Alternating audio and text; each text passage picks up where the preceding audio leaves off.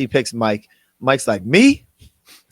But Mike was already on the way. Mike was halfway there talking about me. You ain't got to tell me twice, okay? Mike was in there. Mike was at the reward already. He was standing next to Jeff, like, me?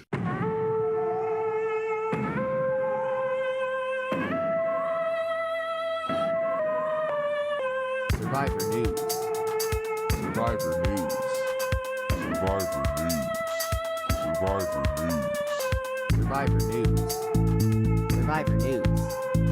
Survivor News. Survivor News. Survivor News. Survivor News. Survivor News. Survivor News. And we are back with your Survivor News. Welcome back. And we are so excited to be here to chat and to have another amazing conversation. I'd like to formally welcome to the podcast the baby boy that is the Jack. To not my Atkins, but to your Atkins, Jack from Circle Season 2. What it do, baby boy? What it do, baby boy? Good to be here as always, and it's nice to see you guys. Yes, and also let's welcome winner of Ghost Island, participant of Season 40, Winners at War, and multiple. When I mean multiple, it's not one, it's not two, it's not three, it's given a lot. But before we even introduce him, because last time I feel like I fumbled the ball, but now I got it. Because what's your house IQ? Is it high or low? Low. What's your house IQ? Is it high or low? Is it high or low? Oh, you better. Okay, baby boy. Let's formally welcome to the podcast Wendell Holland. What it do? What's up? What's up? We out here fresh off of RHAP Live, fresh off of Brice and Wen Present, the RHAP Live kickoff karaoke. It was a great couple days, and we are back to pod about a good episode. Yes, yes, yes. Before we get into all of that nitty gritty, we just have to give a huge shout out to the New York, to Delaware, to Philadelphia, to Pennsylvania, to Maine, to Boston, everyone that showed up for the Brice and Wen Present, the RHAP Live kickoff. Texas, H-Town, they were in the building, and we had an amazing time. So much love. Shout out to DJ Caution. Shout out to, Dom from season 36. In my opinion, let me just change the screen real quick. The real winner of Ghost Island. Bryce. Okay. You better watch yourself, Bryce, because we know that you are the real. It's okay. Nope, I'm not even gonna go there. Dom in the gym. Yeah, Dom was looking like a snizzak. Okay. Shout out to all of the amazing people that came out to the Brice and Wen Present karaoke. We had a time. Chris Noble was in the building. Noble. The Noble one? You missed the Noble one, Jackery. No. Yeah. I would have flown out if I knew the Noble one was there. Yes, Eliza Wow. was in the building. Dom, okay. Enzo from Big Brother. Now, let me just tell y'all real quick. The hoodie. You see that hoodie? Enzo in his hoodie. My goodness. He came in letting us know how fresh his hoodie was. Listen, Enzo, he came in. Yes, when we started taking a photo, Enzo was like, I gotta put the hood up. I gotta put the hood up. Now, who's gonna tell my man that's a windbreaker though? Don't do Jackie, that. Don't do that. Jack Atkins, be careful. I start. I think Enzo got hands, man. He might. Oh, I love the hoodie, Enzo. You gonna see him at Hearts, okay? Yes. I was such a huge fan of Enzo, and I think that when I first met Enzo, Wendell introduced me to him, and it was giving shy Bricey. I was like, hi. And that's all I gave. But then it was like after, baby boy had a little cocktail or two, I got to tell Enzo my experience of him, watching him on his first round, watching him on when he came back for All-Stars. And this is just what I have to say. Like, don't judge a book by its cover. You might think something of somebody, but give them the opportunity to prove themselves.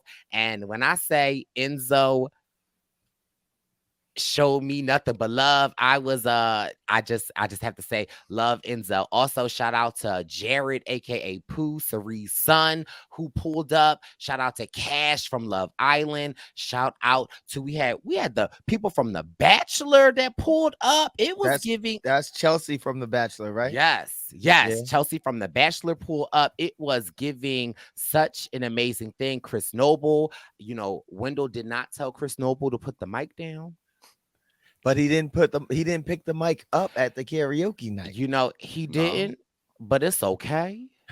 And just again, just shout out to everyone that came out and showed us love. To Jelani from Amazing Race was Sydney there. From 41 pulled up. Sydney, Sam Moore from the RHAP community. It was just a live. But Jack, you know how Wendell was telling Chris Noble to put the mic down? Mm-hmm. And first of all, at karaoke, shout out to DJ Caution from Philadelphia, the Weekend Rebel. He showed out, he showed love, and he killed it. And we had our songs ready. Bryce, okay? What you got queued up for us? I don't have. Why would you say I have what you got queued up for us? And Bryce? listen, if you are listening to this audio podcast, shout out to you. But what you need to do is head over to the YouTube page at Brice Isaiah, so you can get these visuals, so you can get these looks. But if Wendeezy was telling Chris Noble to put the mic down, you about to show a real one. Look what you see here, Jack. Okay. This is what was you thinking, P. Diddy? Who's hot? Who's not? Tell me who's not. Who sell out the shows? Who sell out the shows? Where do I know the words? But look at what you get. Yes, I do. Look at the stage presence. See? Wait, that's a control. Watch the crowd control. Wait, what I want y'all to see, because we're gonna run this back one more time. Get into Wendell's little boogie woogie. Not right now. That's Jared. Okay, Wendell doing a little boogie woogie. We're gonna show him on casual TA. He was in the building. Now get into Wendell when he turn around. What in the world is going on? I had to talk to the crowd. I had to let them know. Listen, if you thought that was a performance, Jack, you thought that was something. It was something. It was all right. Yeah. But we was in New York. So of course you had to show homage. You had to show homage to the Queen Bee. Yo. I got my eye on a guy in the Woolrich coat. Don't he know Brice Isaiah got the don't you know Brice Isaiah got the ill? Don't you know Brice Isaiah got the okay, maybe it's not not syncing how it's supposed to be syncing. Let's try it again. Don't you know Brice Isaiah got the let me show you what it's all about. How I make a Sprite can disappear in my mouth. Shake up the dice, wrote down the price, bet it all, player. Price. Money ain't a thing, throw it out like rice. Been around the world and cop the same thing twice, but I also want y'all to know. I want y'all to look at this video. Look in the background. Who my biggest supporter? Who back there hyping your baby boy up? None other than the Wendeezy. He also was looking at me crazy when I said I can make a Sprite can disappear in my mouth, and the lie detector said that is not a lie. I was gonna say I had FOMO up until that one, but no, it looked like a great time. Other than that, though, what were some of the highlights? I know you had the live know-it-alls with Rob on Wednesday. The live know-it-alls was amazing. Shout out to the baby boy that is Rob Sesternino. He absolutely, showed us a great time. Jamal Shipman, Victoria, Evie, Tiffany came through, and Tiffany stole the show. But the real person, in my opinion, and I don't want to talk too much, that stole the show for me was Jamal brought his dad. And his dad, first of all, Jack, Mr. Shipman. Mr. Shipman. And listen, I know you might think you want to see my buffs. I know you might think Ben is a legend, but listen, Jamal Shipman's dad was such a legend. He had his name written on the phone. Okay. It was like, it was like Clifford OG Shipman. Okay. He was in pocket. He was in pocket. He was. And for me, though, what was the most endearing thing about Jamal and his dad, because let's just be clear, Jamal Daddy got the swag. Okay. Jamal Daddy, like, after we were leaving, Jamal kept being like, guys, I gotta go. My dad wants to go. My dad wants to go. Jamal's dad was looking at us like, I don't want to go. It's Jamal. But the thing that I love the most about just being with Jamal and being around his father was it was just something about seeing a Black father that was so proud of Jamal. And when I mean so proud, like while we were on the stage, Jamal's dad was standing up in his seat and like his light on his camera was on. Like Jamal's dad was like, Jamal's dad was just so proud of Jamal. And it was deep. It was deep to watch that. It was so watching him. We did a little pregame. His dad was taking all these photos of him. And Jamal said that his dad was the OG Survivor fan from Jump. He's like, I'm only coming if you guys say my dad can come. We're like, of course, bring your dad. Yeah, we tell everybody, bring everybody. Yeah. And his dad was so cool and so proud of his son that it's a beautiful, beautiful relationship right there.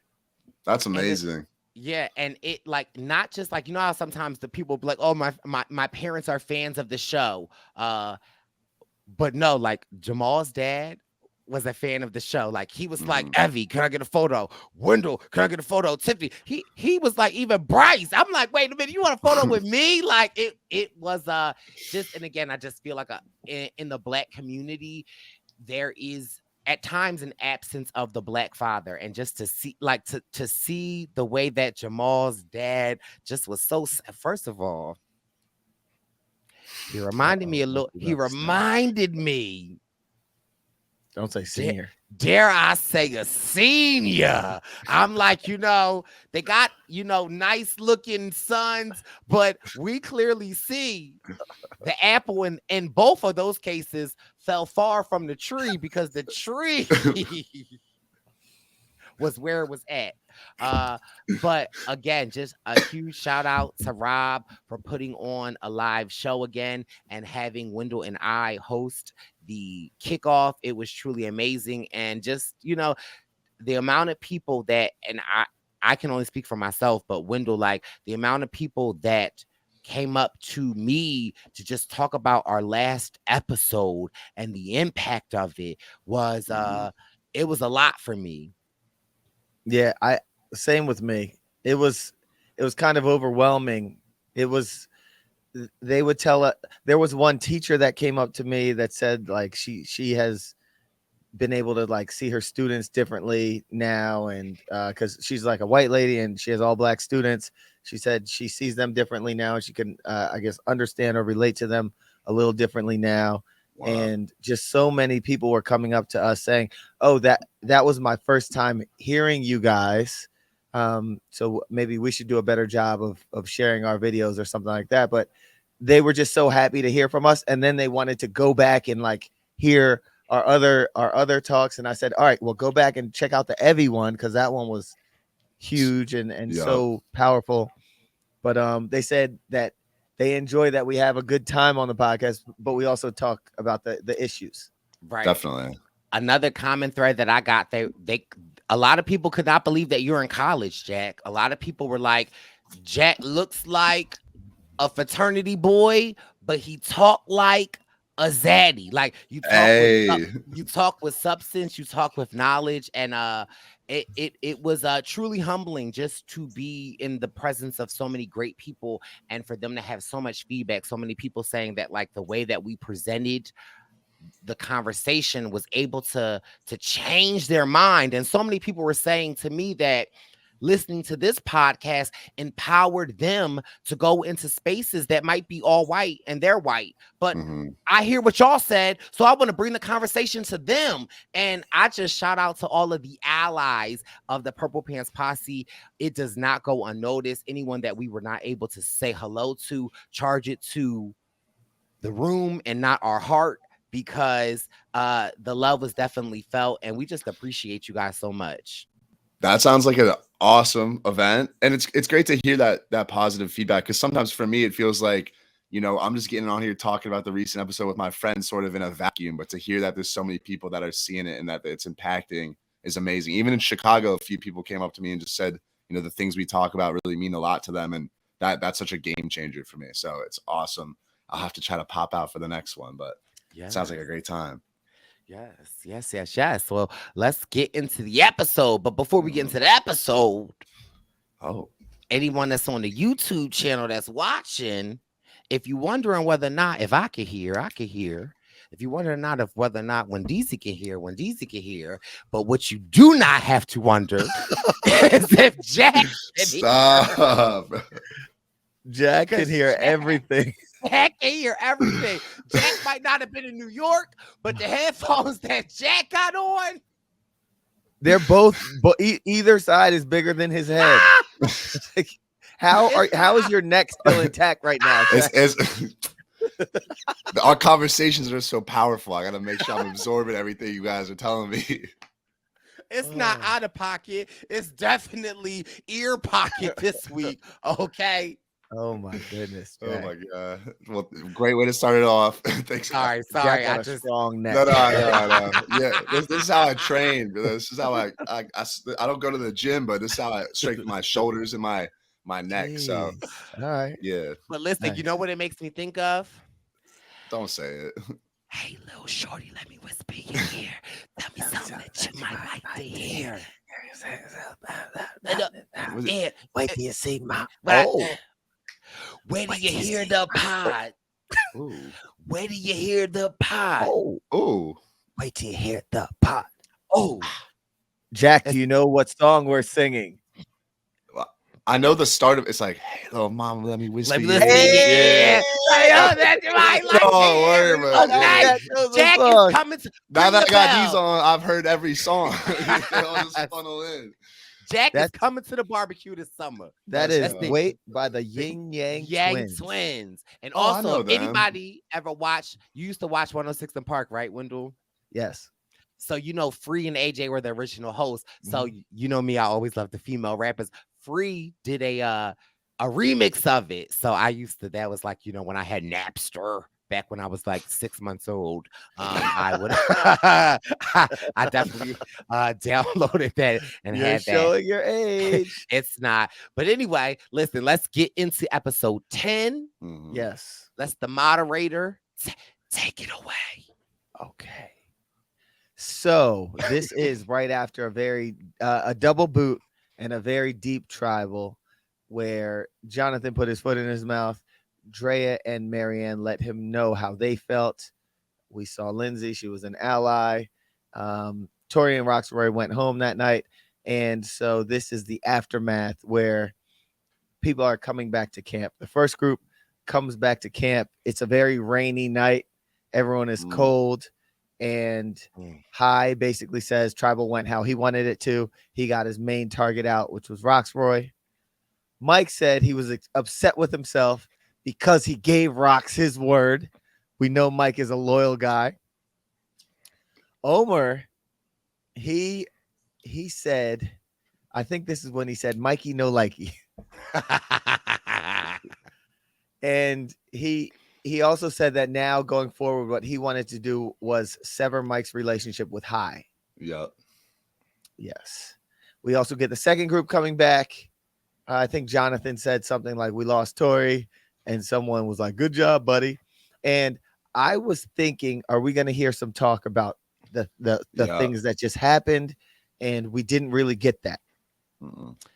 Yeah. And for me, that is not, I don't want to call CBS out, but I want to call them in. And I feel like very indicative, Jack, I was just thinking that we gonna see. Great, yeah. He has to finish the sentence now. I know he's on the right. I know he's headed. He's on the right direction. Yeah. I felt as though how Survivor handled last week's episode was great. And then how they handled this week's episode was just very indicative of this country. Very we want to sweep things under the rug. We don't want to and I think that again, the conversation, whatever happened this episode happened, but there had to be more conversations afterwards. And there had to be and at times I know talking about race, talking about gender, talking about sexuality, a lot of things are uncomfortable. And then it's like the next day, it's like, hey, anybody want to get pizza? Like, I just, as a viewer, I would have liked to see it unfold a little bit more. Show me the comfortability. Show me the raw reaction. But for them to kind of just like sweep it under the rug a little bit, it kind of does last episode a little disservice, because it just is like, it doesn't just end like that. It's not like, in my opinion, I feel like there is more of a conversation. There's more of a dialogue. And the fact that we just like are just, okay, back to the game.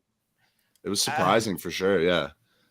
Well, like, go ahead, yeah. Jack. No, I don't have too much. I was kind of thinking the same thing. Like, it was weird that it wasn't addressed at all. And like you said, that might be kind of indicative of the fact that maybe CBS feels like for the casual audience or whatever, last week might have been a lot. And so now they're appealing to them by just kind of wiping it under, or sliding it under the rug, and trying to find a balance. But like you said, there's certainly some conversations that happened back at camp that I would have loved to see now, even like a secret scene or something, just getting it, because I'm sure the players out there handled it in a very interesting, deep, hopefully mature way. So those conversations would have been really interesting to happen. Again, like you said, instead of seeing them, all the firewood's wet, let's go get some firewood. Like, it was kind of strange. I'll just play the devil's advocate here. So we're assuming that those conversations were had, but also if you put yourself in a Marianne or a Drea's shoes, at that tribal, we saw Drea give him a hug, Jonathan a hug afterwards. Mm-hmm. I feel like this is something that they might not want to necessarily dwell on, with the thoughts that, all right, I could sit here and dwell on this, but this might hinder my game. So, you know what? All right, I let this fool know what it was, and now we might have a quick conversation here or there. It might be so quick that CBS is just like, all right, we're gonna keep this. Yeah, that's a good point. Good point. But again, for me, I might not have even wanted to hear from a Drea or a Marianne. I might have wanted to hear from a Lindsay. Like, I might have wanted to hear of what Lindsay would have said to, Marianne, or I might have wanted to hear Jonathan tell Mike, or Jonathan tell Omer what happened. Like, I think that those perspectives are great. And honestly, like, you're on the spot, you're a tribal, but for me, it would have been like the debriefing. And anyone that knows me, I love a good debriefing. I think debriefing is like very helpful, very healthy. Jack, we have our late night conversations. Like, when DZ, anytime there's an event, I'm in Wendell room for 3 hours, sitting on the floor, eating a leftover food, just like rambling on. I think that there is something to debriefing that we don't acknowledge, we don't talk about, but there is just like, how many times like you go out back in the day, which you not back in the day, but maybe yesterday with your frat brothers. For me, I'm going out with my girlfriends. Wendell, you going out with your Morehouse brothers. First of all, shout out to all the Morehouse brothers. Listen here. I'm just shouting out to all the Morehouse brothers. But how many times you go out and then it's like of an amazing night, the next night you on the phone like, what's up? Can you believe Jack was eating broccoli off the floor? Like, you know what I mean? There is something to like. Who told you that? Yeah. No. But there's something to that. I think that there was a missed opportunity. I hear what you're saying, Wendell. Like, let's not dwell on it. But I just would have loved to hear someone's perspective, or someone telling someone about tribal the other night. But again, this is us as a fan, and they are making a TV show, so I get both sides of it. I wonder how many of those conversations Jonathan even had after that tribal. Maybe he left thinking, "Oh, she hugged me." I got my point across. Okay, I don't know. The confessionals could be the best. I mean, there could be some confessionals where people are giving their most honest thoughts. So there's got to be something out there. It would be interesting to see. But like you guys said, like, it's a TV show. Maybe that's the reason we didn't see it. Maybe Yeah. Or maybe it comes up later. Maybe it comes up next episode. But we do get Lindsay telling Omer how Jonathan screwed things up. She says she can't really rely on him. And we're starting to see some of this fallout from how he talked to her and how he spoke and treated people in tribal. And now Lindsay is telling him that. Yep. She also says that 2 idols were played. I think she says this in her confessional, and she goes out looking for an idol. Yep. How's that go for her? I love Lindsay, by the way, but Yeah. you know, we got to laugh at some silly blunders in the game. So, how'd that go for her? Yeah, she literally reached into the nook in the tree where it was, and she's like, "Oh, never mind. I already looked there." Like, and yeah, it was tough to see, because as soon as that, you know, a lot of times they'll show someone looking. You know, people are always looking, I assume, so they're not going to show every time. So usually when they show it, it's like, oh, someone's about to find something. Yeah. And then Lindsay and then it was tough.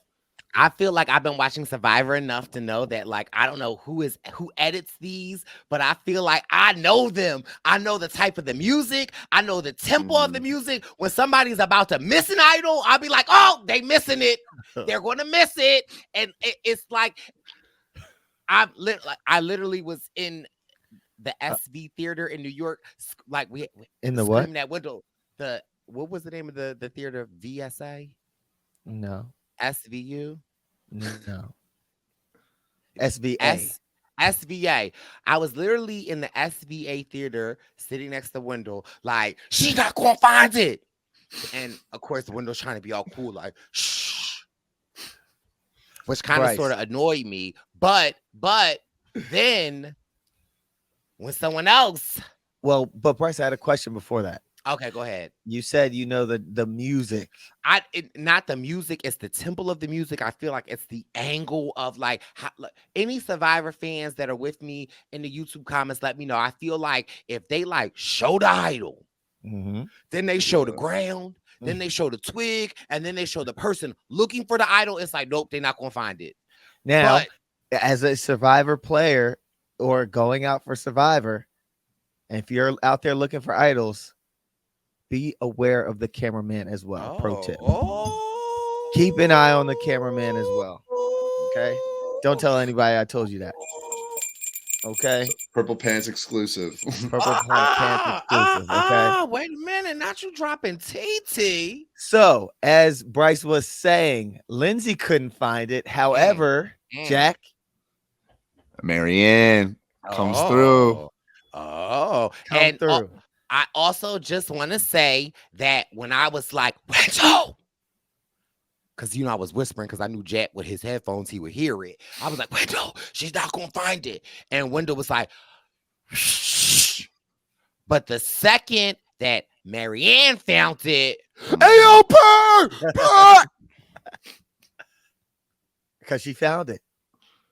But also, anybody that watched the episode, you could see Marianne randomly just going off looking for dry firewood. And then, you know, they show Marianne walking, and then they show the idol. Then they show Marianne walking. And then the music, it go from like bum, bum, bum, bum, bum to like bum, ba-dee, bum, bum, bum, bum, ba-dee, bum, bum, bum. I'm like, oh, wait a minute, she about to get an idol. Like, so for me, as a fan of the show, I love to guess the editing of like, are they editing us that like, you know, are we about to see an idol find? Or are we about to lose an idol find? Or even the same can be said during challenges. Like who's going to like, but so for me, but you know, I'm just a connoisseur of the editor. I'm a connoisseur of the editor. Oh yeah. I was surprised that it was just a straight up idol. I thought it was going to be like a clue or a beware or something like that. So it was a little weird to me because it, you know, it didn't look, and obviously it's the islands, it's a big island, but it was just a note kind of sitting right on the tree. I was like, that's all we got to do. But it felt like kind of a good karma for Marianne. You know what I mean? Like she didn't really have to play her idol at the last tribal strategically, but for other reasons she was sort of forced to. And so for her to get another one, I don't think anyone could really complain about that. So my question to you guys is, as the new monster, as Jeff liked to say, drop the 4, add the 1, drop the 4, keep the 2. What are your thoughts on like just seeing a regular degla idol? Not mad at it. Okay. But like I said, I wish there was, it just felt a little, it kind of reminds me of like Heroes, Healers, Hustlers, no shade, but like Ben goes on a streak of finding idols Oh, as he should, but the idols were always just like sitting it should. around. It's like, let's get something interesting. I like, just off the top of my head, I remember, I think Jeremy and Second Chances like had to go around the island, and there was he found a clue, and then at night he had to like sneak off, and there was a torch with the idol hanging from it. It's like, I want to see that more than just like, oh, note in the tree, grab it, idol. Like, it's a little anticlimactic. So, Jackery, you saying the idol was just sitting on top of the world, top of the world, top of the world, top of the world, sitting on top. top of the world. Some people say that I'm not the same girl. Some people say that I'm on the same world. World. Now let's see if Wendell know the Mace I don't know the verse. words. I just know sitting on top of the Top of world. the world, Top of the top of the world. world, top of the Top of the world. world. You don't know the Mace verse. No. Oh, Well, so if can you, he if, try- if you and start me off, so go ahead. Go ahead. He don't sit- know it either. But no, I do, but I don't know it singularly. I know it. What?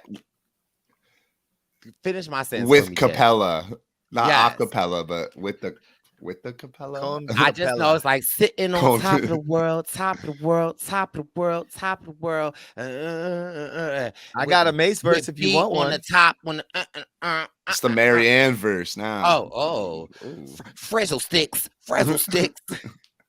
Sugar sticks. All right. So when Marianne finds her, let me add sitting on top of the world to our Survivor News playlist, first of all. Okay. Sitting on top of the world. I'm making a playlist on my iTunes. So there's that. Of all the songs we sang, so we could drop it on Jack at the end of the season. He could Yeah, I was study gonna up. say, I don't Yes. think I've ever known a single one. I'm still holding on hope by the Now, finale.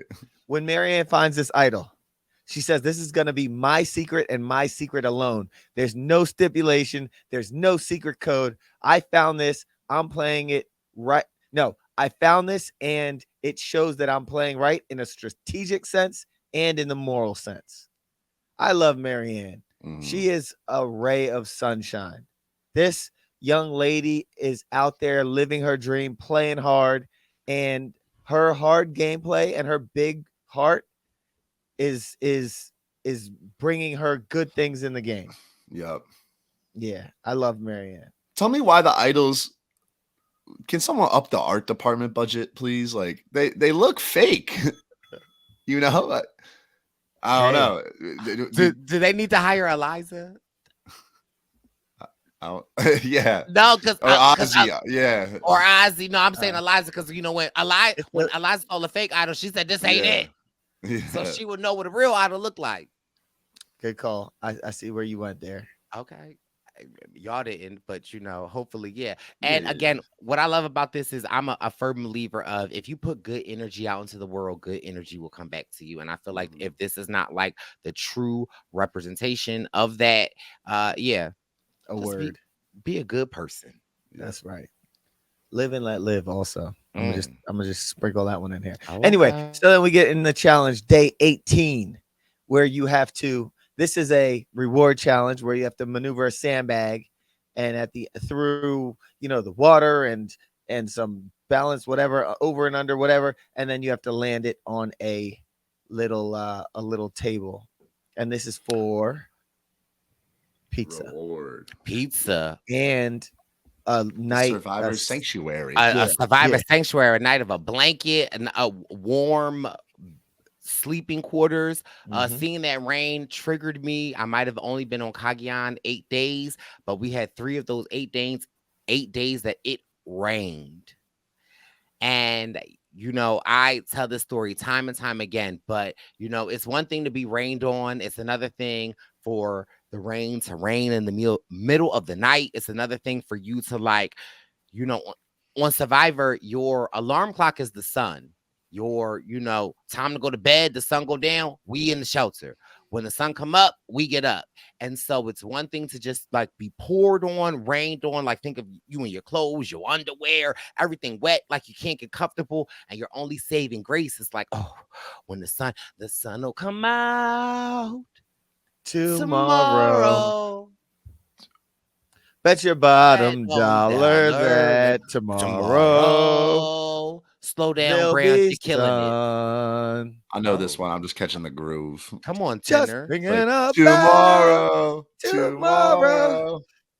That's the way. But listen, on Survivor tomorrow, it don't come. And like, so seeing them in that, I instantly get triggered. That's just and I don't think that Survivor does a great enough job of like show my pruny Yeah.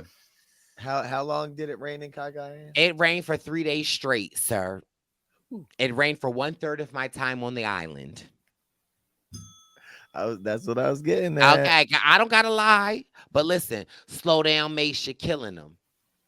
That's the only other part that I know of the Brady song. Okay, but anyway, and I don't even know where I was going at because Jack's tomorrow killed me. Well, yeah, Jack. What's that? A baritone voice? Is that No, but you were giving tenor, Jack was giving baritone, and I was giving alto.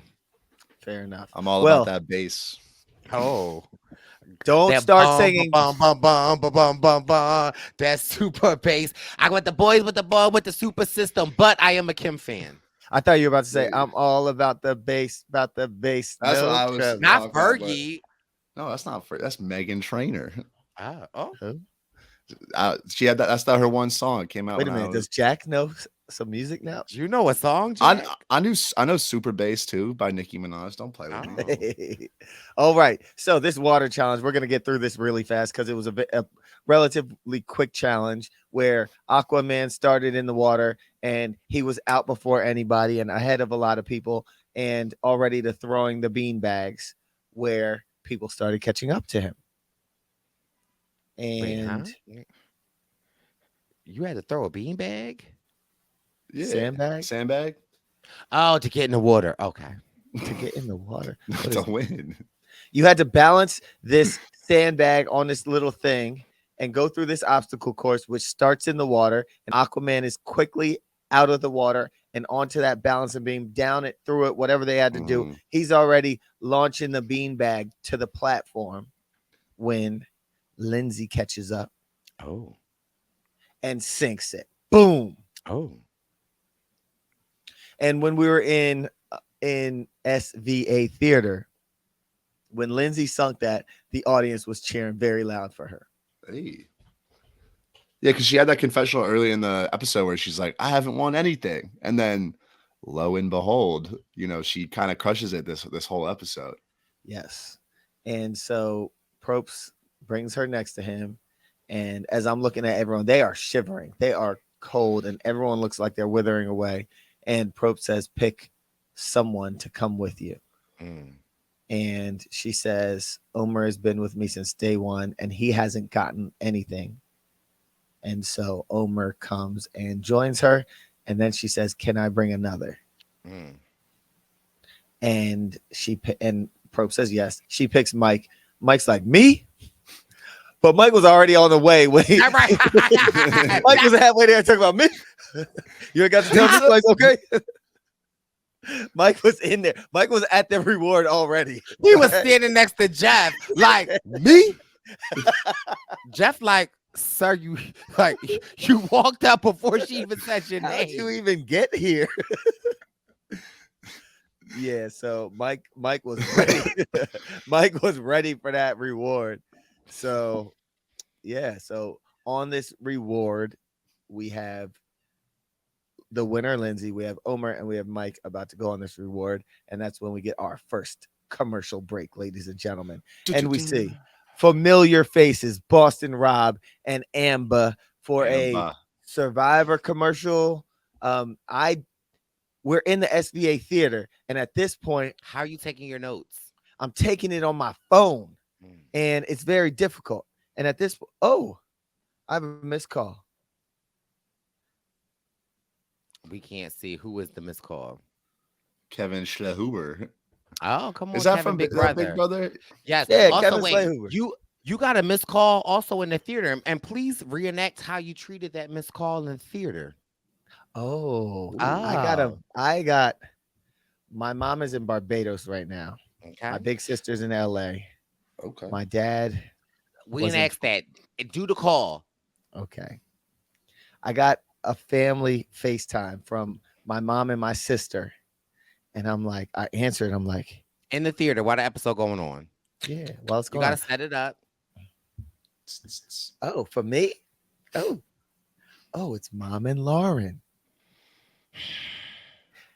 Hey guys, I'm at an event right now, but I'll call you back. I love you. You're the greatest. I can't wait to see you, Mom. Have a safe trip home. Lauren, I'll see you when I get to LA. And I love you guys. Brice is a fool, but I'll see you soon. And I was taking care of the pup when you were gone, Mom. Love you. Bye. So if anybody's ever watched Atlanta Housewives, you know, the lies. Now let me reenact this. We just sitting there.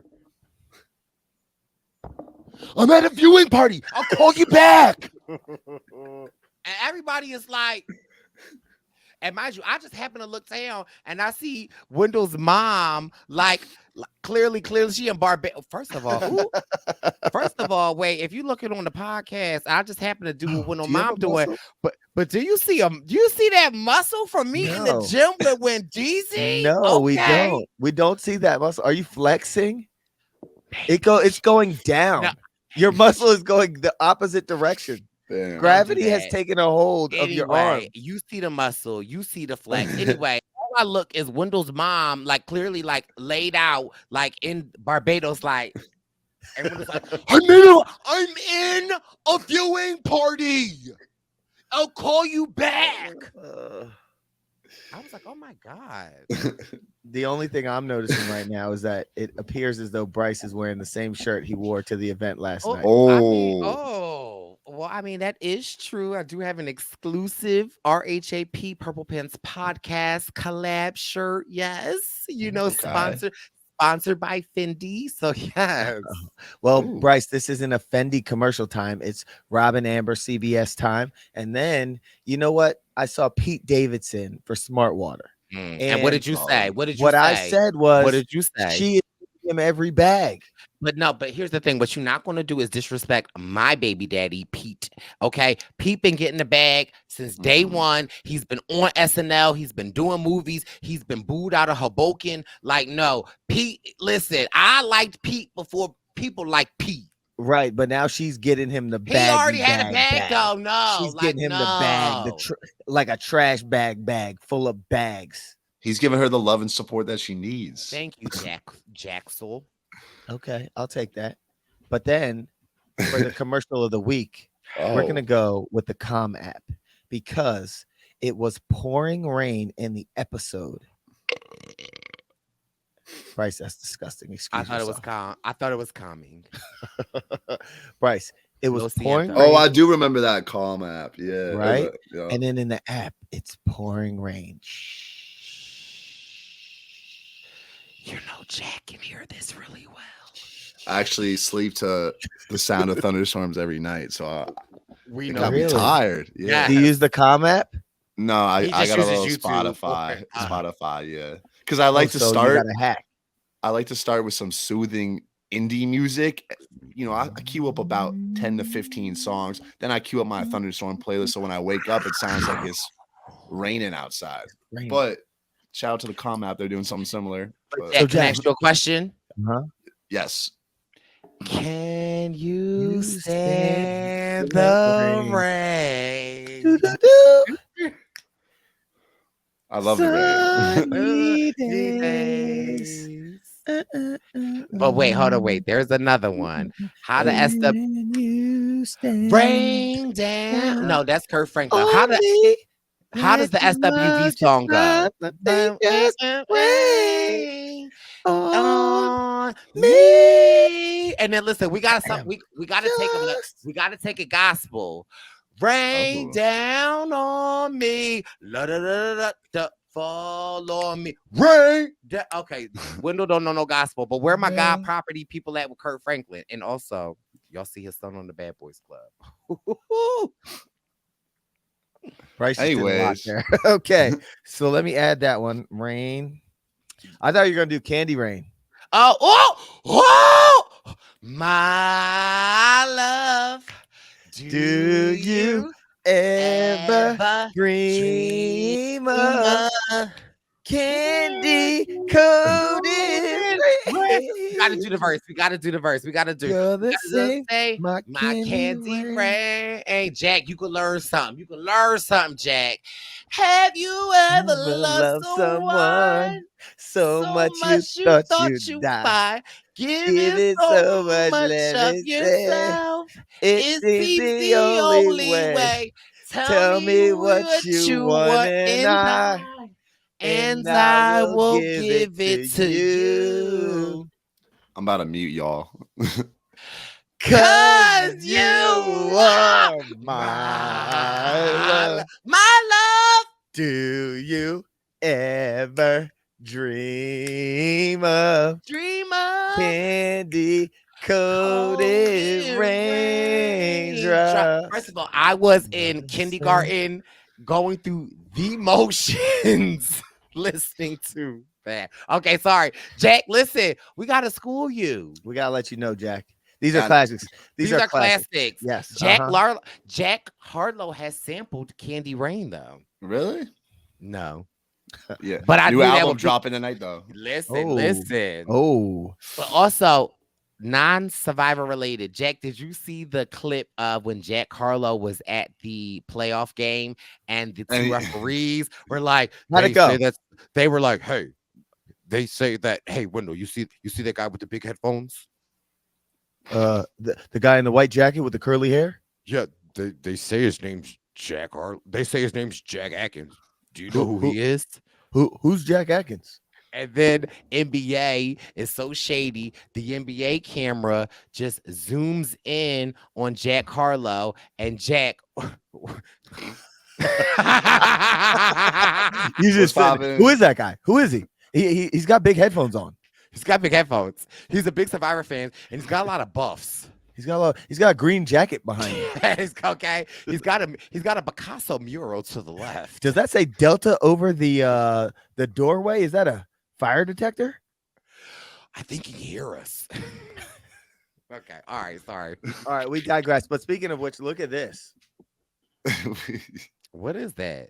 This is an official NBA referee whistle. Okay. No. Oh, I'm okay. official like a ref with a with whistle. the whistle, but Little Kim said that verse as well. But anyway, back to the commercials. There was a commercial. I don't know if y'all saw it. Brice and Wen presents the homecoming. Your baby boys are coming back to Philadelphia. We are coming home May 11th. We are going to the Winston. We have upgraded.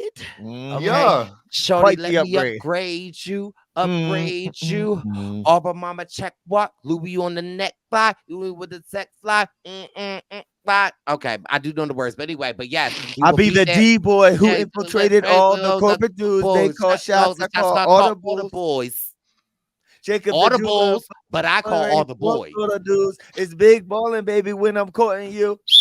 And talking five bags and five five bags. and rooms at the Anyway, Bloomberg and Bloomberg, rumors. You on the verge of a new merge. merge. Because they're watching your fingers. A tumor. You can't fit your hand in your new purse. It's humorous the way they talk and the way they listen, right, don't play stop. with me. I know a little Upgrade J's to the Z. I know a Sean that is an S.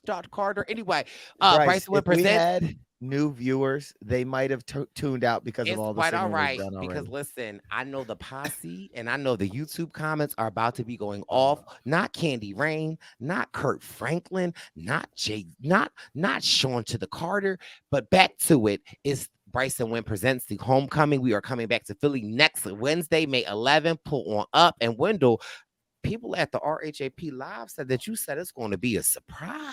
Oh. Yeah, in Philly, we have to show out for our people. So we're going to be doing some good things at the Winston, and you will see some good people there. That's all I got for you. All right. Now let's get back into We are back at camp. We get a Marianne confessional saying we're in extreme pain. Romeo says we're sitting with wet clothes on for 24 hours in the wind. We're starving. We're over here dying. And Lindsay and them get to sleep in a bed. Hi, I didn't have an easy. This is when we get this high content and a montage. I didn't have an easy childhood. I've seen what it's like to be hungry and poor. I know how much worse it could be. And we're so close to the finish line. And when you start to hear this kind of content and these kind of montages from players that are playing such a good game, it might go one of two ways for said player. Yeah. Yeah. But I liked how Hyde's view on it, how he understood that the suffering was finite, you know, like I think that's a good perspective to have in that situation. But obviously you're out there, it sucks. But like Romeo, you were wearing your hoodie in the water during the challenge, my guy. Like if you want some dry clothes, maybe. And if Romeo want a hoodie, he might want to hit up Enzo. Enzo's was looking waterproof, so He would have wore that right in there. yeah. So then we get Lindsay talking to Hyde, saying that it might be Jonathan if he loses. Hyde, wait, is that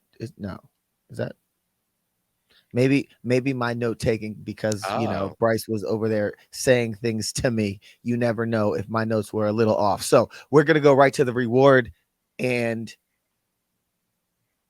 you have Mike. Well, we have to go to. Okay, you're right. Sorry. No, tell me. No, because I was gonna say we would have to go to the reward challenge, but we already went to the reward. Yes, so we're gonna go to the reward itself. You have Mike. He's like, I'm a New York, New Jersey, Hoboken guy. We live off of pizza. He's excited to get pizza. They're sitting there, and they start hearing their family. They start seeing photos of their family. Mike sees his daughter, Omer. Do you want to explain what Omer sees? Well, first of all, y'all know me of all people. I am a fan of the family visit, and I am assuming that due to the fact of the pandemic, we were unable to get a family visit, but we weren't able to get an in-person family visit. But hearing Lindsay's mom, hearing Stacy's, Mike's beautiful wife, I was in the SVU theater crying my eyes out. Like there's something about a family visit. And I think that, I've sold myself short. I've always said that, I never wanted to win Survivor. I always just wanted to make it to the merge. But I think that I am selling myself short that, I don't want to win Survivor.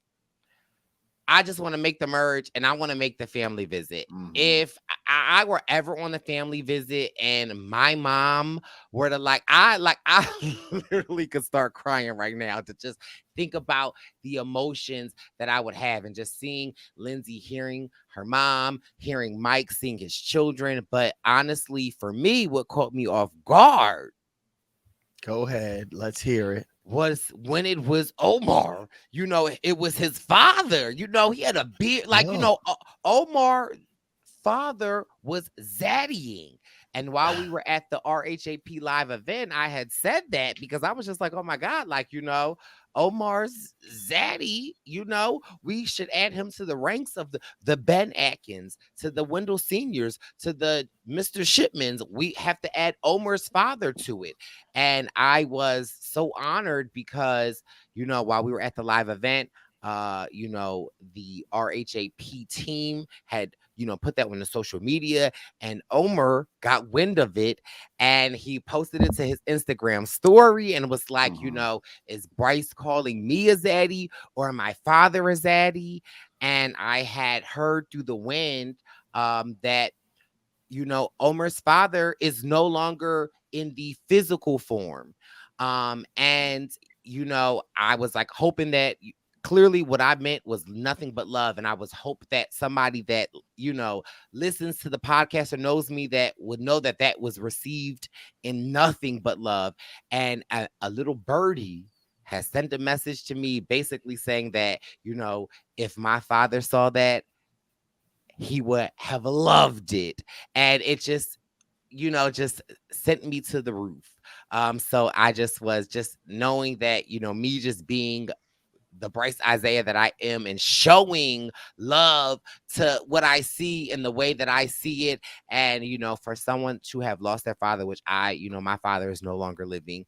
And, for a message to get back to me, basically saying that, like, if my father heard that, he would be rolling around on the floor. I loved it. And just, you never know who is a member of the Purple Pants Posse. Right. And you Yep. never know who's listening, and you never know what your words might be able to do to someone. And I'm sure that when Omer heard that, like, I'm sure he was elated.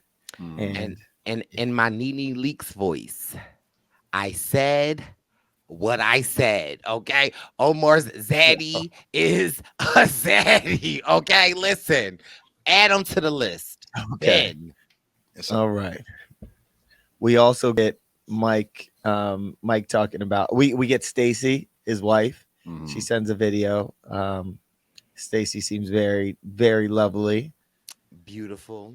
And Mike says this is one of the greatest gifts anyone has ever given to him. So he was, Mike is one of those people that it seems like the little things go a long way with him. And if you do something right for him, or if you do right by him, it seems like, he really holds that and cherishes that. So he says that's one of the greatest gifts anyone has ever given to him. Yeah, it's definitely emotional for sure. Yeah. Then we have Omer speaking to Mike about what Hyde said to Omer, that Mike was his puppet. And Mike then says something to the tune of, I'm nobody's puppet. I'm nobody's I don't puppet. want You ain't gonna tell me I ain't nobody's puppet. you ain't playing me. You're not gonna be able to play me. And I know that Omer's telling me the truth because the story makes sense. Hyde thinks I'm stupid.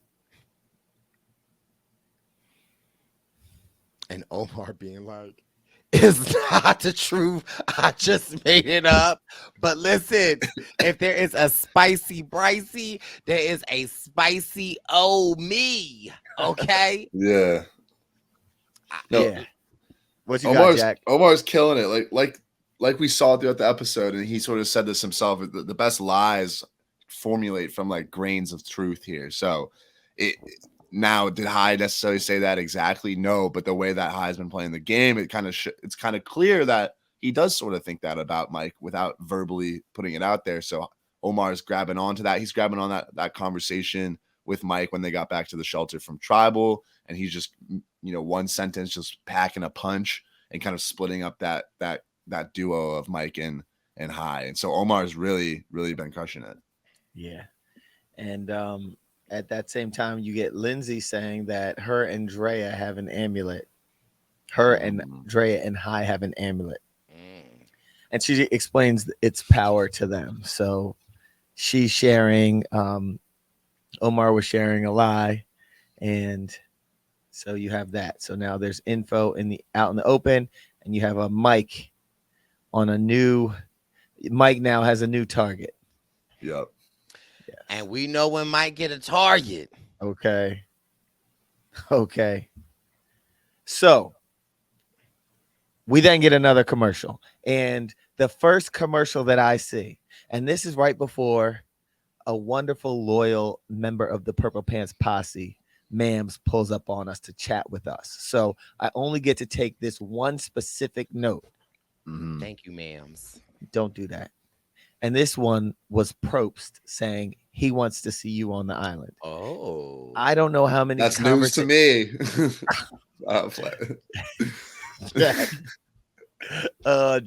Jack, you gonna get out there.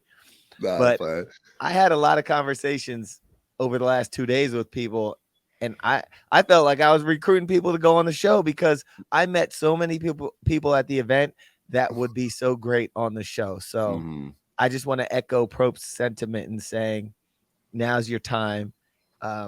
It's time to apply and start. Well, I mean, I think they start receiving applications in the fall, but get your mind to Brice. What are you doing? Okay, so please, Brice is flexing his bicep. Brice, let's see him. Let's see those biceps. Go ahead, flex them. And tell me this, Brice. Yes. When is the next time you're getting in the gym with me? Sunday. Sunday? On Mother's Day? Bryce, What are you doing? Oh, sorry, because I be seeing people do this, but Bryce it is looks trying to flex biceps. He looks like If it's a facial expression, yeah. What's the face? What are you look doing with your mouth? constipated. So anyway, that was the one commercial. The second commercial that I'm gonna drop on y'all is Brice and Wen Oh, and Lauren Ashley oh, Beck, the trio that you never knew you needed, going to La La Land, LA for the finale, May 25th, 5 to midnight. It's gonna be incredible. We got a huge venue. wow. We're gonna pack it out. The amount of reality people that will be they in the have already building confirmed. is we're gonna have dozens, and it's gonna Dozens. be a great time. So make sure you get your tickets. Go to the Brice and Wen Present Instagram account. Make sure you're following that account so you can get the exclusive and all the info. And that is our That's last gonna be event a of the season. time. Yeah. Where you know what, Jack? What's We had up? such a good time with our DJ Caution in New York Oh, Yeah. that we are thinking. Now, this is logistically, this might be a little difficult, but we're thinking about bringing DJ Caution to LA for Wow. something. So we're in the talks right now. We'll see if we can make it happen. But he's probably the best DJ in Philadelphia. Probably. Don't be He's for disrespectful. certain. Don't be 100% disrespectful to the weekend the rebel. Weekend There's been Rebel. plenty of brunches that we've been at that DJ Caution was there, and baby boy was sitting on top of the eggs, top of the cheese, top of the bacon, top of the Potatoes. okay. Poached egg. Grits. Oh, French Jack, have you had toast. grits? Yeah, shrimp and grits. Hey, Really? know what it is. You've had oh my God, Scrapple? Have you had scrapple? What's I don't think so. That's Oh not my like God.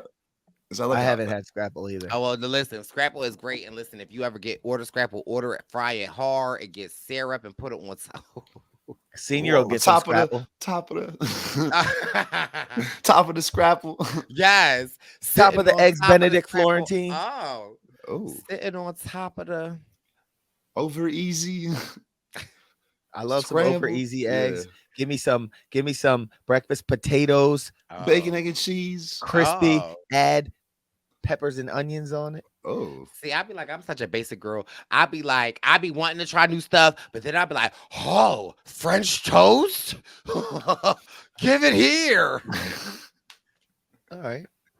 that's a good pick. I mean, listen, I ain't mad. And I'd be like, scrambled eggs with cheese. And Can't after miss. we've digressed enough, and we get into an immunity challenge where you Ah. have to stand on a narrow perch and balance a ball on what looks like kind of like a bow. Yeah, I'm getting so tired of these recycled endurance immunity challenge. I got to be honest with you. Now it's not a game breaker, or it's not a deal breaker for me, but it's like I've seen this challenge 45 times in 42 seasons, and I'm getting sick of it. And it's like every 3/4 of the immunity challenges now are like stand on this and balance this. And it's like, can we go back to the days where like the challenges was there was a pile of brisket hanging from a rope, and you had to bite the brisket out and bring it back Oh. and dump it in, or you the got to go middle. dive Bite into this the pit of meat. mud I'm here and to wipe bite mud the off meat. you. Well, I mean, I don't bite Well, the meat, but like I like, Yeah. Well, all And right. so we got my have eye on the guy in the wardrobe. You- Don't you know what I say? got the shh. We have Mike, Hyde, Romeo, Omer out really quick. Mhm. Lindsay, Drea, Marianne, Jonathan are still in it. You get some clumsy music. Our girl Marianne drops and she exclaims, "Sugar sticks." Fudge. We get Drea, she's out. Now it's down to Linz and Jonathan. You see Jonathan with some pretty impressive recoveries. Mhm. You see Lindsay statuesque, locked in, ready to go. Then they have to slide forward a little bit to the last section, which is skinnier than the top section. And Jonathan's big feet are not Brice, do you want to tell us about this? I don't know. I just the first time I heard it.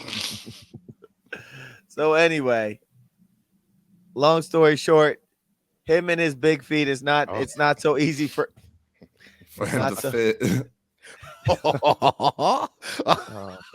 Brice is gonna have a field day. Brice is gonna rewatch this episode. Yeah. Brice is gonna have it on DVR. Bryce said, "What even happened last episode? I love this episode." Bryce Bryce's is gonna have memory those is big shorter than headphones. CBS. Bryce said, Ooh, not "What's the- Don't do that. Bryce is getting his binoculars out. Don't do that. Hey, who's got the big feet? What's going on there?" So ultimately, Jonathan does not win this one, and Lindsay wins. She's so happy. She has a big smile when she gets immunity. Look at her. It was great to see this person win. And when I think of this whole episode, you have Marianne finding that idol after doing something right and being a good person and putting the good energy out there. And you have Lindsay, someone who was an ally just the night before, Yep. and good comes back to her in the form of her winning this immunity. Absolutely, yeah. We get a mic confessional. Oh. Lindsay wins. Lindsay's win was great, but way more important, Hyde did not win. He thinks he's the king. The king will be dethroned tonight. He said he gonna put Hyde in the guillotine. In the guillotine. Now, Jack, how do we Yeah. pronounce this word? I've not. It's guillotine, I think. Oh. Yeah. I don't want to, but I'm right there with Mike. It's funny too because not to jump ahead, but at one point Mike's talking about getting high. He's like, "We're gonna chop the snake off the head." And I was like, Mike, I don't. And then they go back and they're like, they show him say, "We're gonna chop the head off the snake." I was like, there you go. I thought What that was snake? Oh, the glasses. Wait, what? I was at the SB theater.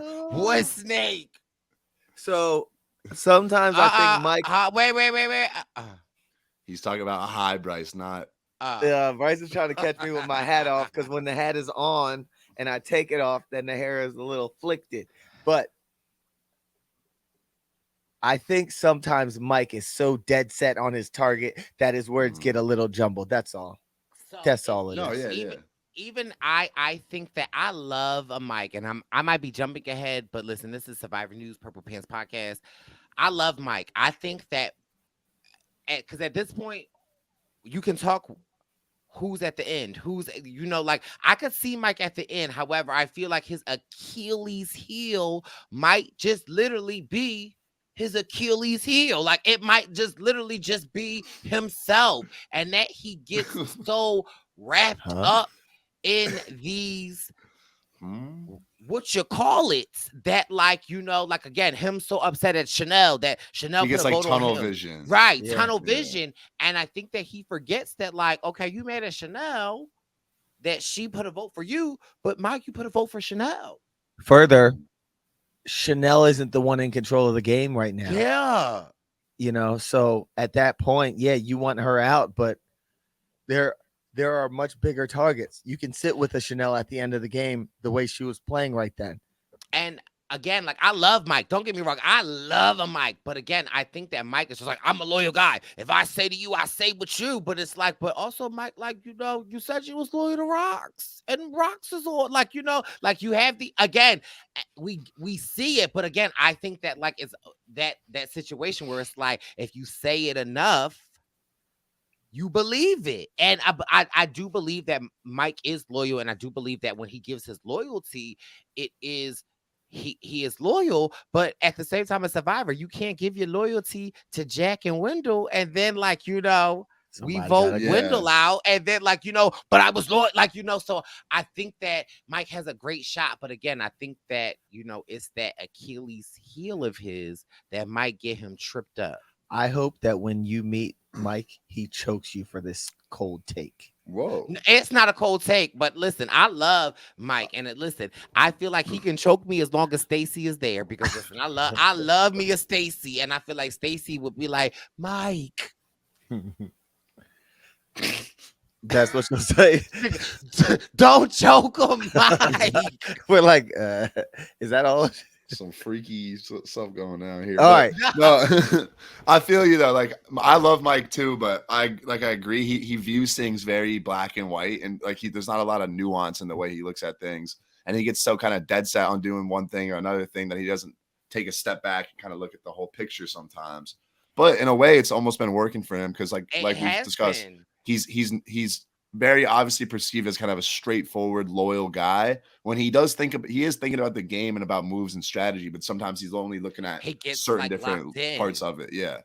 And I think that like he is the more progressive version of Roxroy in the sense of like, you know what I mean? And so like it takes him far and I want to see him win. But I do feel like there are times that like, let it go, let it go, let it go. I don't know if that's how else to say it, but at the same time, I say all that to say I relate to him because at times, if I'm being honest, Let's hear it, Perp. I have a hard time of letting things go. So say it again for the people in the back, Perp. I'll say it so that Jack can hear with the headphones. Got you loud and clear.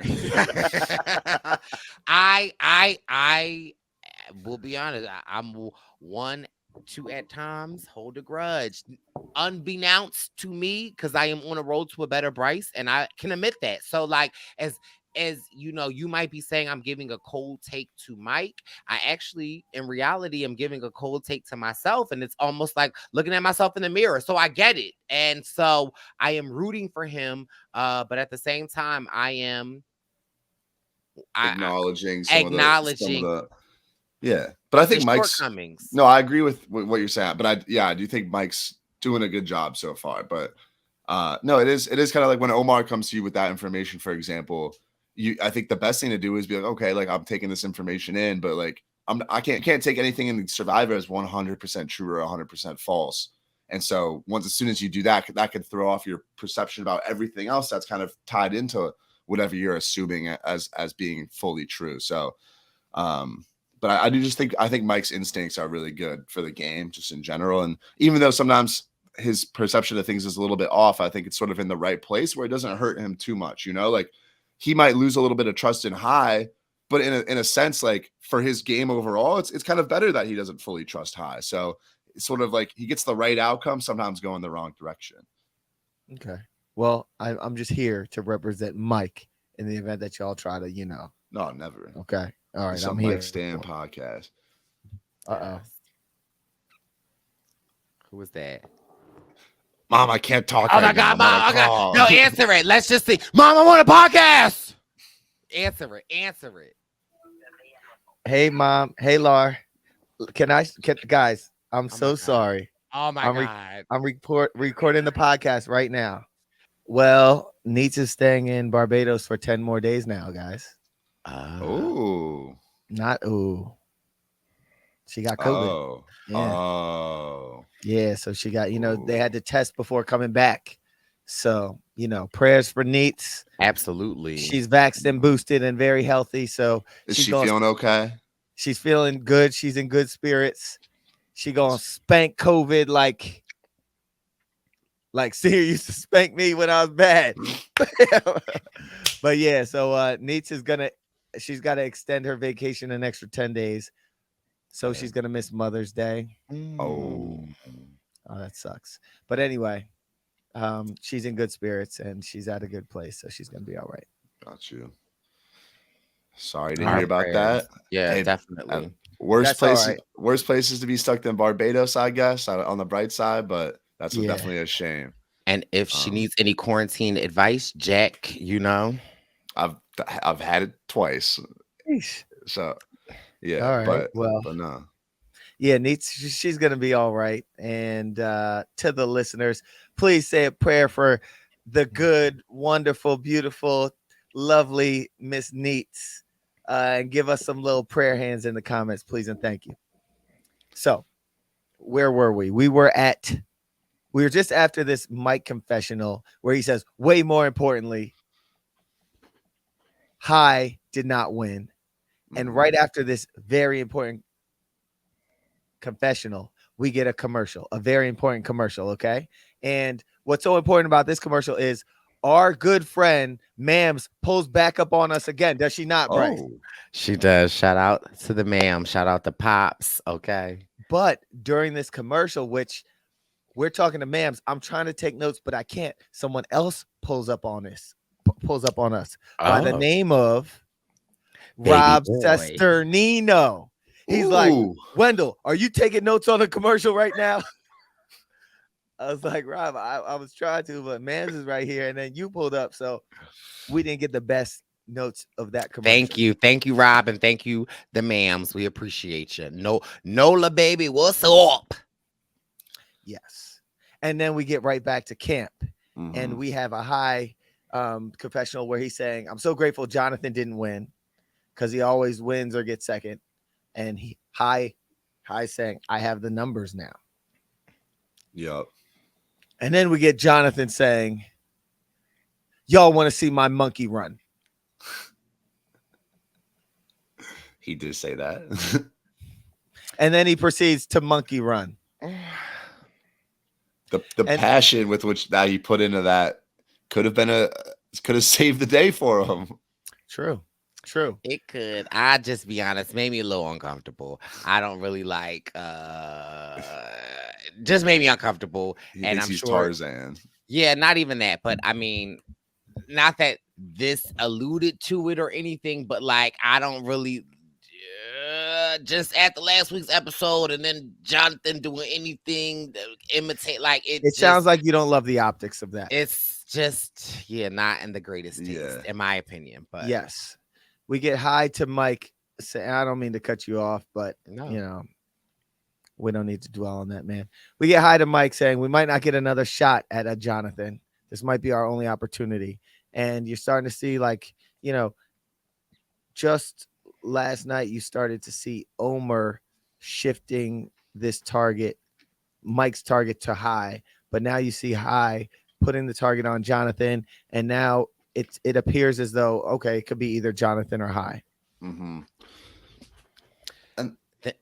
Then I think that it's like, you know, Hyde does what Hyde has been doing so well in the game is like, you know, we get a confessional from him where he's saying that, like, I always like to make the people that are going home feel so comfortable so that, like, you know, there isn't, you know, anything that could go wrong.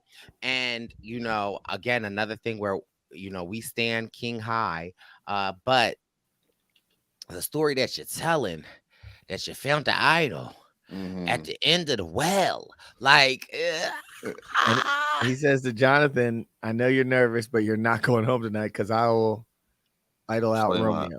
It's a lot. Right. Yeah. it's a lot. Now, Jonathan might have saw 8 triangles, but he definitely ain't see no idol at the end of the well. Baby boy ain't that Yeah. slow. Yeah, it was a weird move from Hyde to I'm not saying he could have, you know, sniffed out the blind side or any of that, but it's like, you're really gonna go to the person that you're voting for and tell them it's just it's gonna leave a bad taste in their mouth too. It will, but this is what I will say in my Wendell Holland voice, playing devil's advocate. If the drop, if Jonathan wasn't out of pocket, if he was not aware that he was going, and Hyde gave them this information, I just question how he would have received it. I feel like he would have ate it up like a. But then to play devil's advocate, it's Oh, like the whole reason Not Hyde is Lucifer's- doing this is because he wants to make Lucifer's him. brother. Wait, Yeah. if you're playing the devil's advocate, are you like Jesus or something? Yeah, Jesus is judge. No, it's like I feel like the whole reason Hyde is doing this is to make him feel comfortable so that he doesn't play his shot in the dark. But it's like if he doesn't know he's the target already, then he's not going to play his shot in the dark in the first place. So then it's True. like he might eat it up that you are going to play your idol for him, but then what does that even accomplish? You know, it was just strange. Like, Yeah, It was strange. Go ahead, Bryce. and the size of Jonathan's feet. Uh-oh. I knew he was gonna bring it back here. Yep. what about him? That's it. Nah, that's all he wanted to say. So It's just an underlying factor. can't forget about that. We also get our boy Omer with a confessional. Everything's working out too perfect. Should I work with I? Because he's loyal to me. And when O said that multiple things started running through my mind. Was just like, could O win this game? Is O being too deceptive? Then I thought of, well, where the hell is Romeo? Like, we just went from these 2 episodes of like Romeo being at the end of the alliance on the outs, like, and then all of a sudden it's like a non-edit of a Romeo. So like, it just confused me a lot. I think to the Romeo point, right now, he's just not a big factor. Like, I don't think anyone wants him to go home because he doesn't have any strong allies. He doesn't have a lot of agency in the game. He's not the best in challenges. So it's like, why target him? And then well, go ahead. Yeah. So are basically you're saying Romeo is the final 3?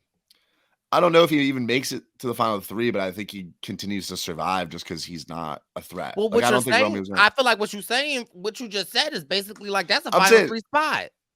Well, I'm saying he's a GOAT. I don't know if I'll make the final 3 though, because I think there's other GOAT-y players that have better connections to stay in. Who has a goatee? Do you have a goatee? No, I just shaved. I mean, Romeo's probably the biggest GOAT right now, but it's almost like I know what you're saying, but sometimes the biggest GOATs, it's like, don't always make it to the end because they have no connections. Or sometimes it's like, that's a disposable person. Let's all open up a spot for ourselves and take them out. So I could fully see Romeo in the final 3 and get in 3rd place or whatever. But I think right now there's so much flux in the game that there's no guarantees on who I think really, really make it to the end. I could see any kind of combination. Would you say that after last week's episode, Jonathan has earned his spot as a GOAT? To an extent, but right. Also, I don't think the players view him like that yet. So I don't think clearly they want him out to some extent because he's a challenge threat. Now, if he makes it to the end, I don't think he wins, but I don't think it's the sort of situation where you could just drag a Jonathan. He's a pretty heavy. No, I mean, we can try, but I don't think he's gonna win. Right? But again, I also think that I brought up my issue with like the editing not bringing up these conversations, and I wonder, one could only imagine that after the performance of last week's episode, would the conversations of a strategic player basically, him having that conversation in front of everyone, in front of, 2 members of the jury.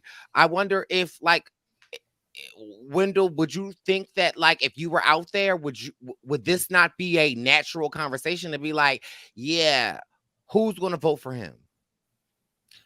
Yeah, I think that people would consider that who's going to vote for him, but I also think that there could be jury members like a Roxroy, or if a Mike gets put on the jury, that would vote for him. They would say, oh, he won a lot of physical challenges, he's this big alpha male. They might reward that. So it depends on who's sitting on the jury and what they reward. And if I'm not I'm not positive about this, but you sort of said, there might be conversations about people saying, oh, Jonathan's a GOAT.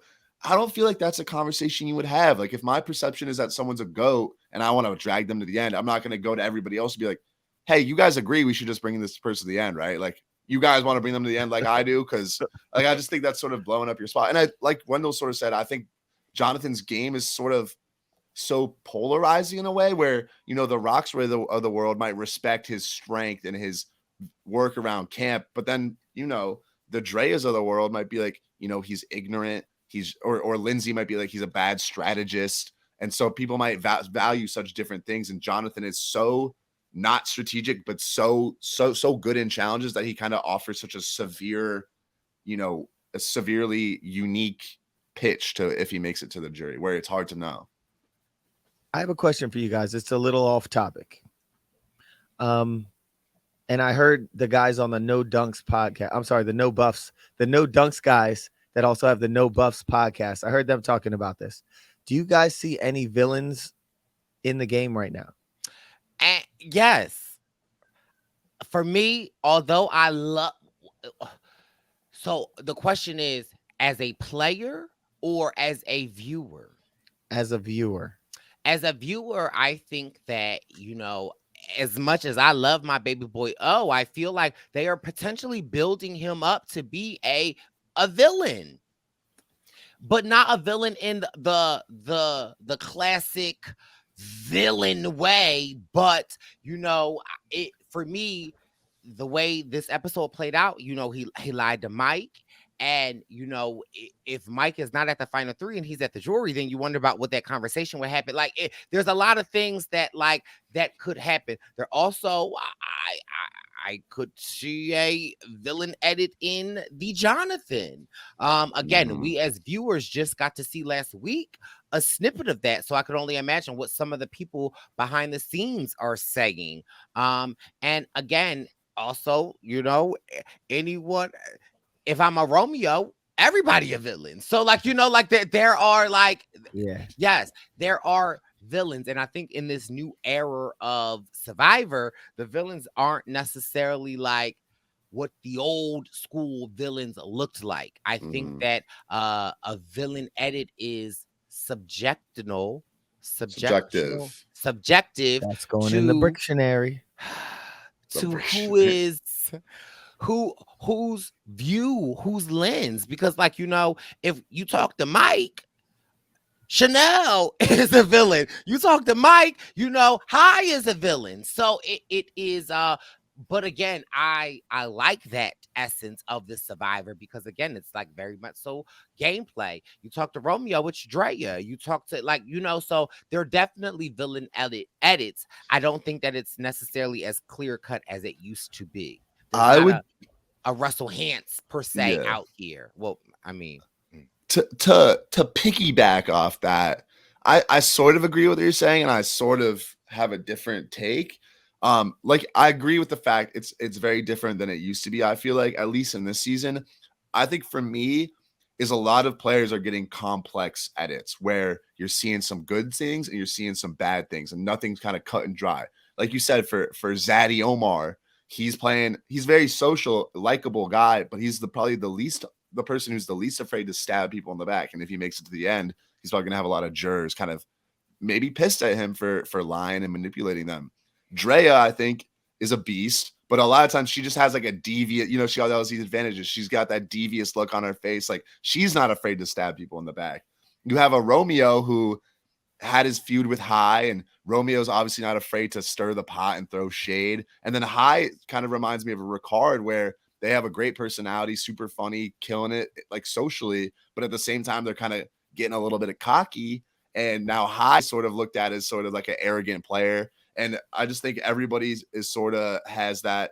And Jonathan, obviously, like, some people love him, some people don't like him, and it's just very complex. So there's no blatant villain, I feel like, but there's a lot of different flavors of villain right now in the season. So I feel like you just said exactly what I said.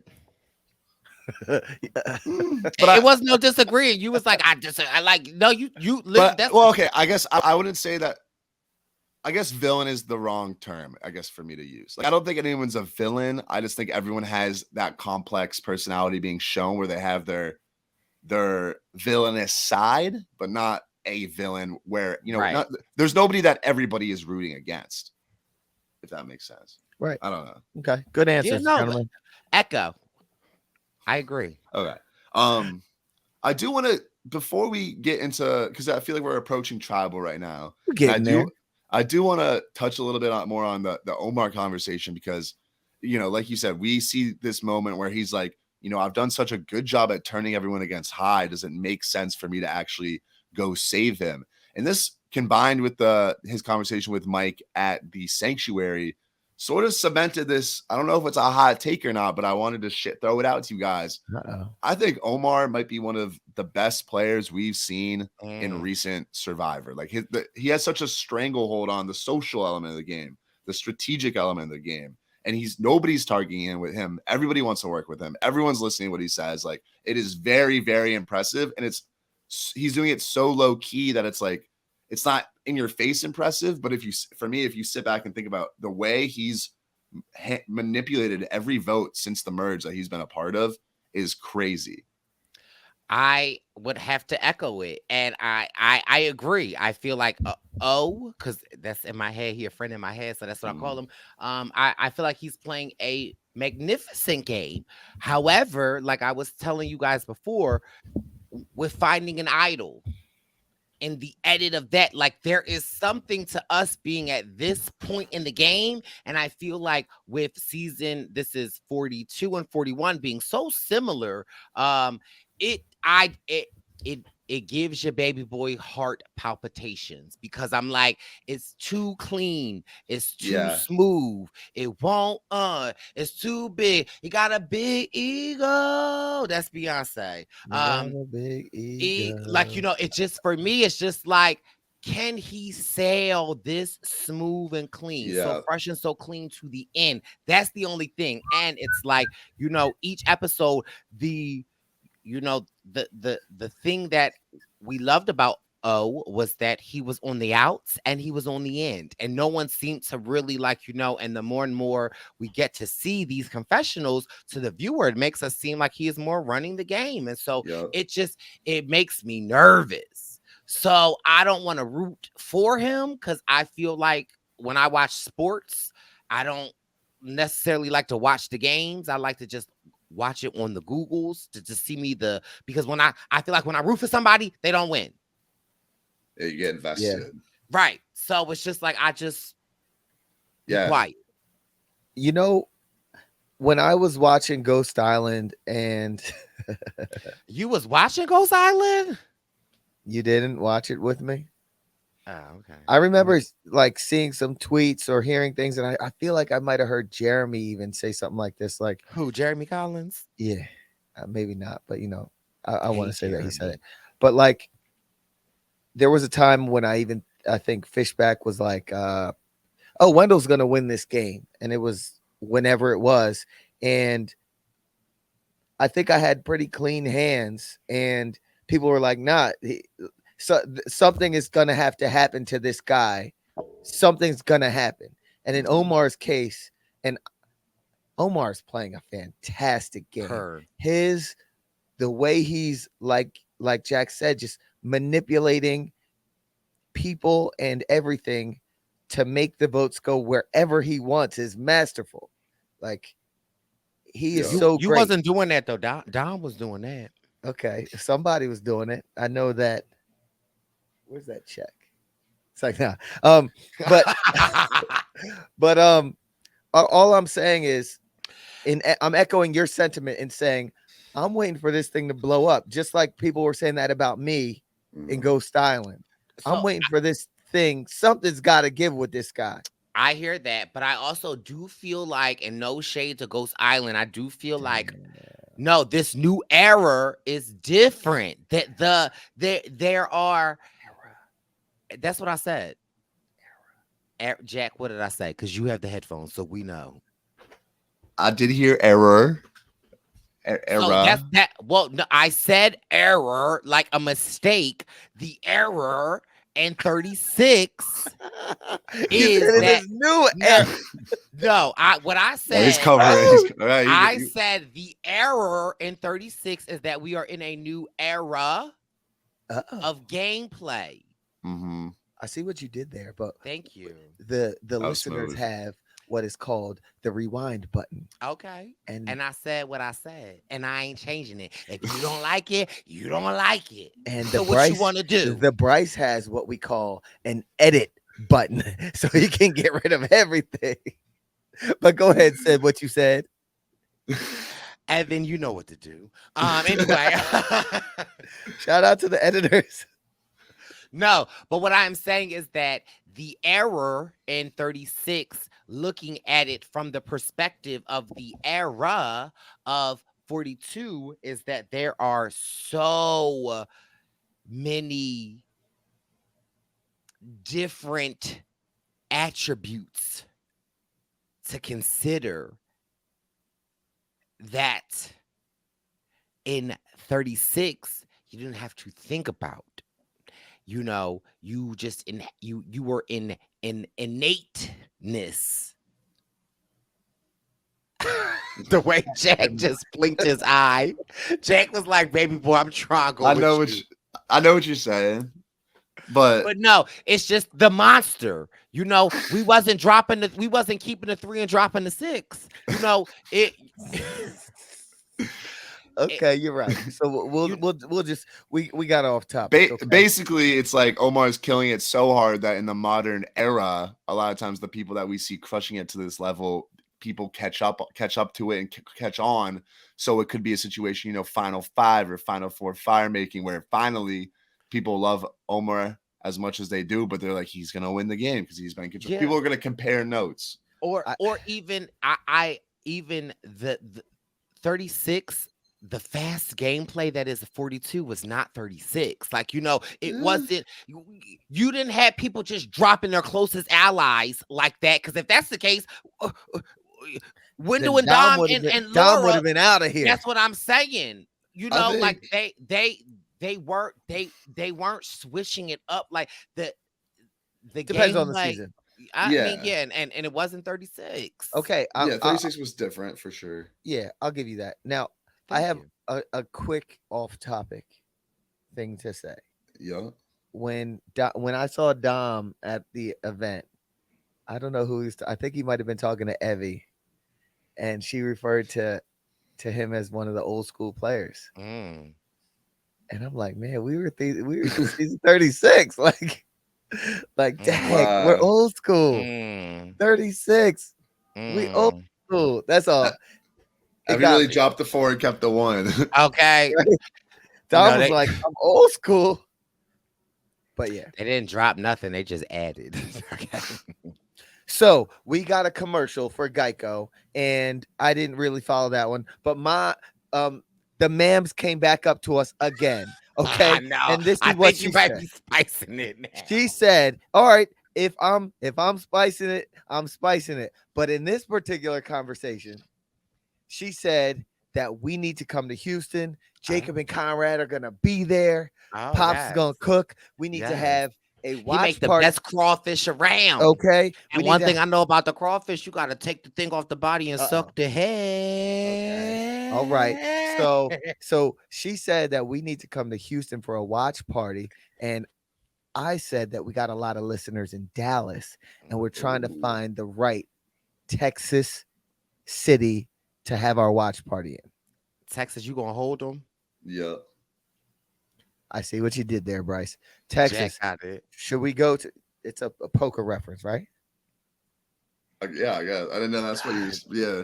He said Wendell, Texas you're Hold'em? so old. Yeah. Wendell, you're so old school. You're such an old player. He's If old I'm school guy. wait a minute. I'm younger than you, Let me Wendell. do the math. Wendell, well, we're your not. math- We can. I could if have I'm been old on before school- you. I could have been on before you. What but is I am older younger than old? you. What is older than It old? doesn't matter. But listen. But then y'all say I'm not even. Y'all say I'm not even really a player. So I'm in purgatory. So I'm not old school. He's waiting for the first day of preschool. Yes. Okay. I'm fair on enough. hold. Fair enough. All I was doing with this commercial was asking Yeah. Texas where we need to go.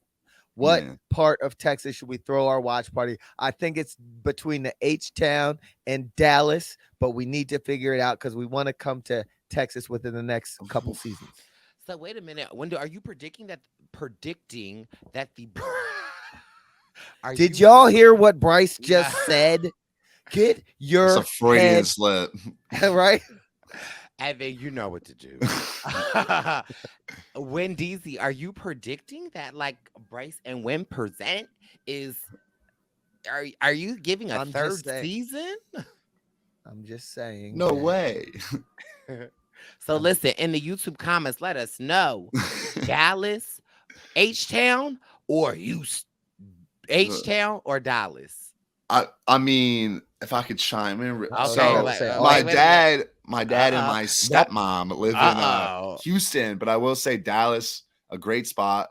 A lot of listeners, a lot of Circle family there too. And I know they'd probably Oh. show out. We got Lee Swift out there, but I mean, if we're debating Texas, I gotta throw Austin into the ring too. Oh, I don't know if I there's love listeners from Austin. Austin, but I that's a have hell of a heard city. So Austin is the new like black mecca of I've heard a Really? lot of great things, yes, about Austin. Oh, it's a pop. Brice, It's trendy. Brice, is the girls out there? The girls is out there. Oh, okay, Brice. The Now, shade they out too. there. So listen.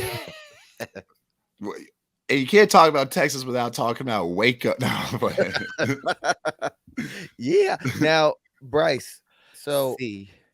before the finale, I'm going to Austin Oh, to go hey. to So Rose, you can- Mike yeah. Rosenthal's wedding. ooh, So maybe I'll scout Austin a little bit also. Yes, you can cruise on through. have you been I'll to be Austin cruising. before? When? I've just been to Dallas a couple times, which I love Dallas. I actually haven't I been to love it. Dallas. I just been to Houston and Austin, but you're gonna like Austin. It's a lot of fun. All right. But All right. anyway, we gotta take So- Brice and Wen Presents down south. So Yes, to. we here for it. Atlanta's calling for us. Yes. Nashville's calling for us. Come on, Tampa is Nashville. calling for us. Miami's calling. We Oh. keep note. I have a note of all these places. We know. Denver is making a serious pitch. Where? I said we know. it's Okay. funny to see the comments where sometimes people will be like, "Yo, you guys gotta come out to Montpelier, New Hampshire. I'll be like, It's man, lit up just here." come see us when we get to Boston, Mount Pillier, New Yeah. Hampshire. Or that might be Vermont, but yeah, one of those. Yeah. Come to Mount Holyoke. We need a greater Montana watch party. They'd be Helena like, "Yep." needs you. Somebody hit me talking about South Africa, and that Oh. is not too off the beaten path. Listen, but also listen. I mean, is it giving next season? Should we take Brice and Wen Present international? Oh, Because Toronto's calling, Mm. South Africa's calling, but also Australia's calling. Oh, I'm not willing an, to bet. not an Aussie, not an Bryce, Aussie. Bryce, don't get too excited, but I heard Bangkok is calling. Well, listen, y'all know I was in Bangkok. Now I've been over there. I So- bees in the trap. So to get us back on, We are now at Tribal. we are back at Tribal. We see Chanel, Roxbury, and Tori sitting on the jury. Mm. We know Lindsay's immune. Mike says at the reward, there was no deep strategy. We were just elated to be warm. Oh, look at that photo of the three of them. I wonder what that Ponderosa is like. I wonder. Rox and Tori. Those two. I'd love to see a Ponderosa video of them just talking to each other. Because their dynamic was something special. Tori's like, Roxbury, where's the orange juice? And Roxbury's like, I can't tell you, but just trust me, I did what's best for us. And she's like, I got you, but I'm just curious where the OJ is. He's like, Mhm. I'm not gonna tell you. what even is OJ? Chanel's like it's right here. Chanel. Shout out to Chanel. Yeah, shout out to Um, Nelly. But yeah, they let's see. How's Tribal go? Yeah, Mike said that they weren't talking strategy. And they called some cap on that. They were like, I think I don't know who it was, but they were like, I would be hard pressed to imagine that the three of you go on a reward and you don't talk any strategy, you know? Hyde said something like that. Yeah. Yeah. But Well, yeah, Mike were there was saying something, and it felt like Hyde was trying to come to his defense of kind of sort of like making him feel comfortable, but clearly us as the viewers know that like, baby I- boy. I think the big thing I took away and remembered from Tribal was Lindsay sort of saying, you know, we got to level the playing field. There's some people here that have an advantage in some element of the game or another, and we got to take that out, which I thought was a little bit weird. And people like kind of applauded the vagueness of the answer, but I was like, you're right. You're kind of hinting at Jonathan here, so I don't know if you're trying to make him And nervous. Jeff asked that, and I feel like maybe am I not making it up? And Jonathan was like, He's like, that gives me something to think about, Like, Jeff. could Yeah. be something to think about because I got big feet. He's Okay. like, maybe we got to get Swati out. He's like, I haven't seen her in a while. He said, that means someone is too powerful and I'm wrapping my head around it. And Hyde basically said it depends what, like the age old, like, what does power mean in this game? Some Yeah. people could say that, you're a big, strong guy, you're powerful. Others, your power might be in your relationships or what have you. So And your feet. Hyde did a good job at that. I think. Did he Did we though? get Like he did do a good job. Had they not had he not been out of pocket in the Ben Atkins version of out of pocket meaning, like, you know what I mean? Like that made great sense, but us as viewers knowing that, Mike, Jonathan, they all have the drop on it, it almost Yeah. was kind of like securing to them that, like, I don't know. we can't trust it. Yeah. But we also at some point got a Mary. I didn't really hear it fully, but did we get a Marianne, almost like a Jenga reference or analogy? Right. Yeah. Yes. She was just saying that the game is like it's a moving piece. And if you are now moving a piece so that someone else can't play it or touch it, but then you also that same piece, you got to put it on the top and be careful where you put it. And I would assume that she's talking about the jury members and, like, the pieces of the puzzle Something. that, make it work together. And then did Probst throw it to Jonathan? Like, I think Prost was like, And- yeah, yeah. Jonathan, did you get that one? Jonathan was like, Yup. yes. I Yeah, got they've it. replaced live tribals with analogies this season, I guess. I don't know. Jeff loves his analogies. Have we seen any real live tribal? Not this We season. have we're going Drea. We seen a live tribal last week. Yeah. Yeah. I guess maybe the Jenny one was a pretty live tribal. That was pre-merge. That was probably my favorite tribal of the season so far, to be honest with you. But Pre-merge tribals tend to do that. ... So ultimately, we get what I think is a pretty epic blindside. What do y'all think? I didn't think Hyde saw it coming. no. I don't think that he saw it coming. I love King High. Long live the king. And it's not high and by, it's high forever. But what I will say about High, if I know anything about anything, He will. he will and should play again. But if and when I ever get the chance to meet or speak to the king that is High, I just want to know, because I'm a spicy Bricey, and High and I, in my head, we sisters. Like, I feel like, Morgan and I crawled so that Lydia and High could run.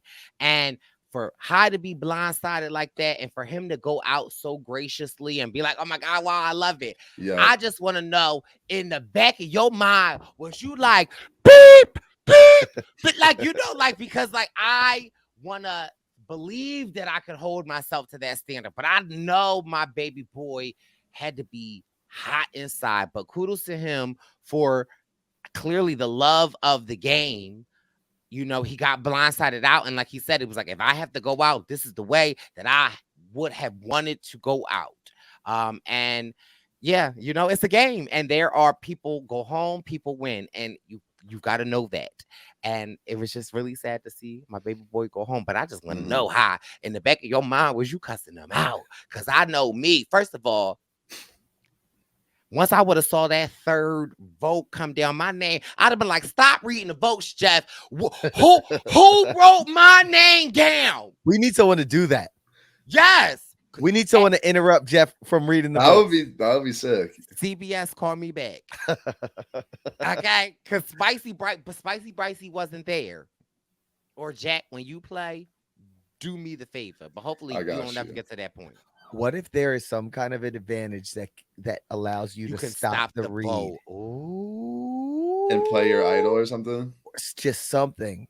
You stop the vote, or and everyone has to revote or something like And that. you smash the hourglass. Yes, or no, Jack, make this make sense. What if you find a hidden treasure box and it says that at any given time, other than the first three votes, after the third vote, you can stop the votes and rewind the votes and then they go backwards from the votes that have been read. So you would like, you get what I'm saying? Like, you know what I'm saying? So that like, but you have to do it after the third one, but you don't know. And the only ones you have to rewind it, and the only ones that get read will be the ones that count.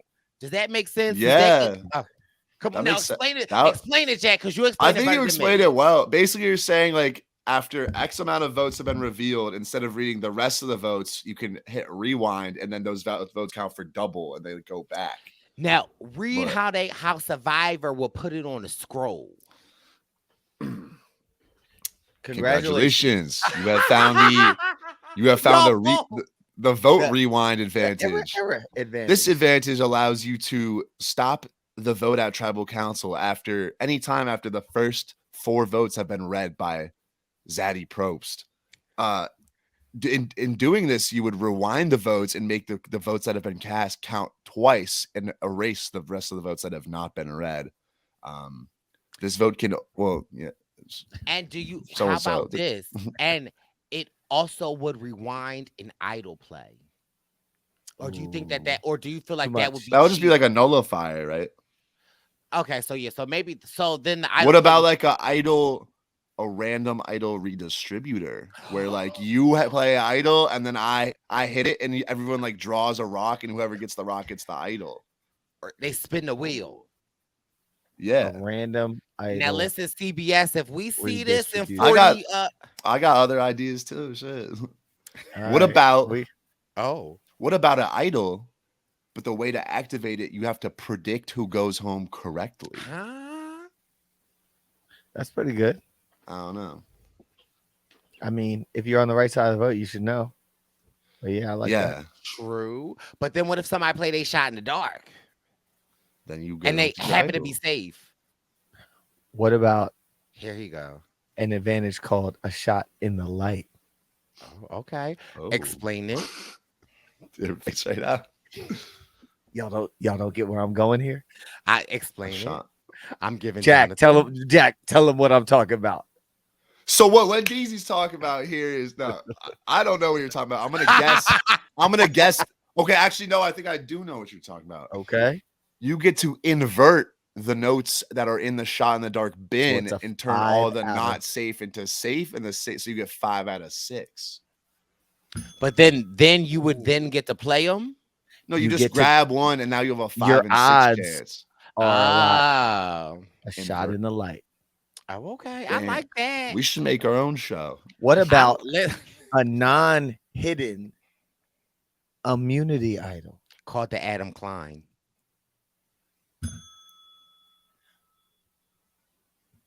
What about? I don't know.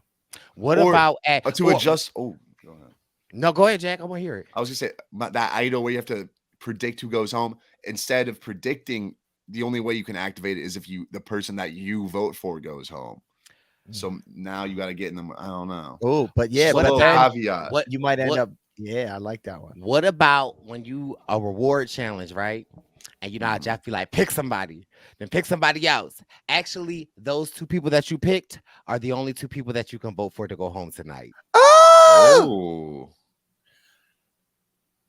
To all the Purple Pants posse, we'd love to hear if you guys have any suggestions of cool twists.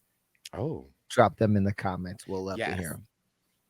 And listen, it has been Hyde Went Home. It has been a great recap episode with the baby boy that is the Jack Atkins, with the Wendeezy Holland. We appreciate you guys so much. Like Wendell said before, Philadelphia, we are pulling up to our hometown May 11th. Okay.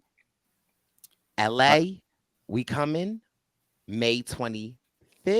Tickets are available. Click the link in my bio. Click the links in Wendell bio. Click the link in my bio. Shoot, you can even DM Jack and he'll text you the link. I got you. I got one more. Here you go. I got one more. You remember when they had the coin? You had to flip the coin for immunity. What if it was that?